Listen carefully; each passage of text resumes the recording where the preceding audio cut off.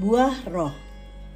Tetapi buah roh ialah kasih, sukacita, damai sejahtera, kesabaran, kemurahan, kebaikan, kesetiaan, kelemah lembutan, penguasaan diri. Tidak ada hukum yang menentang hal-hal itu. Galatia 5 ayat 22 dan 23. Sahabat Iktus, jika kita mengaku telah menerima roh Kristus atau bahwa kita telah mengalami pembaharuan dalam hidup dan dilengkapi dengan hidup rohani yang sehat, maka marilah kita menunjukkannya dengan buah roh yang nampak dalam kehidupan kita. Seperti halnya mereka yang hidup menurut daging, memikirkan hal-hal yang dari daging, demikian pula mereka yang hidup menurut roh, memikirkan hal-hal yang dari roh dan menghasilkan sifat-sifat yang berasal dari roh. Paulus sebagai penulis surat Galatia menampilkan kontras yang jelas di antara gaya hidup orang percaya yang dipenuhi roh dengan gaya hidup orang yang dipimpin oleh tabiat manusia yang berdosa. Ia menekankan bahwa roh dan tabiat berdosa itu saling bertentangan.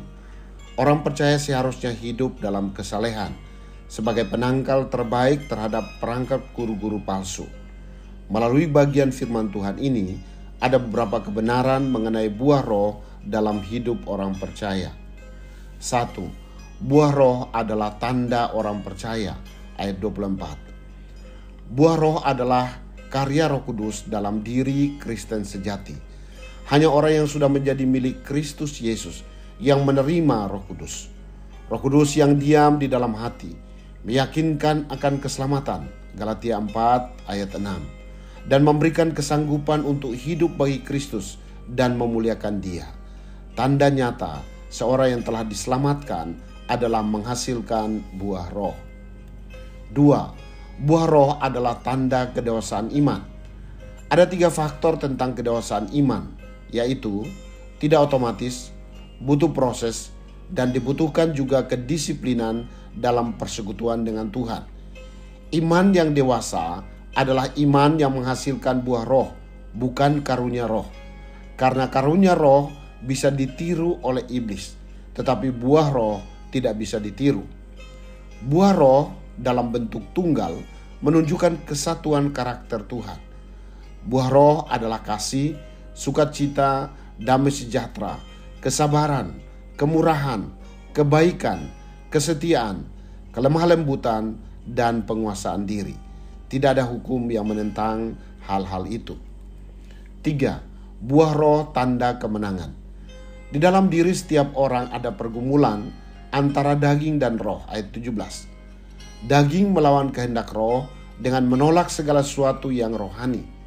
Di sisi lain, roh yaitu bagian diri kita yang sudah diperbaharui, berjuang melawan daging. Paulus menunjukkan bahwa kita dapat memperoleh kemenangan hanya dengan menyerahkan kehendak kita kepada Roh Kudus. Akan tetapi, jikalau kamu memberi dirimu dipimpin oleh roh, ayat 18, maka roh pasti menang atas kedagingan. Sahabat Iktus yang dikasihi Tuhan, sejak aku menerima Yesus dalam hatiku, apakah hidupku telah menghasilkan buah roh? Bagian mana dari buah roh yang belum nampak dalam kehidupanku setiap hari? Apa yang dapat membuatku menang dari kedaginganku hingga aku menghasilkan buah roh secara maksimal? Tuhan Yesus, aku bersyukur karena Roh Kudus yang ada di dalam hatiku selalu memperjuangkan kemenanganku atas keinginan daging.